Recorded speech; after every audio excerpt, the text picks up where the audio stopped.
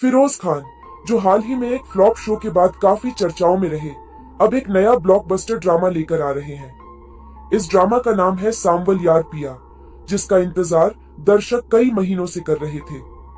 इसकी lead cast में नजर आएंगी दुरे फिशान सलीम और उनके साथ होंगे फिरोज खान। वहीं विलेन के किरदार में दिखाई देंगे अहमद अली अकबर। इनके अलावा भी कई बड़े कलाकार इस कहानी का हिस्सा होंगे।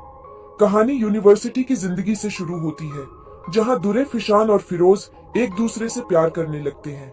लेकिन अहमद अली अकबर का किरदार, जिसका नाम शायद उसामा होगा, दुरे फिशान को देखकर उसी से मोहब्बत करने लगता है।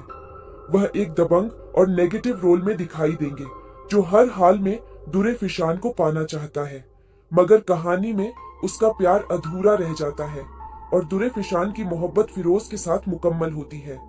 इसमें आपको रोमांस, इमोशनल सीन और थोड़ी ड्रामाई टेंशन सब कुछ देखने को मिलेगा। रही बात रिलीज डेट की, तो यह शो जल्द ही ड्रामा सीरियल डायन के खत्म होने के बाद जियो एंटरटेनमेंट पर ऑन एयर होगा। पहला टीजर आ चुका है और बाकी टीजर भी जल्द रिलीज होंगे। यह ड्रामा सोमवार और मंगलवार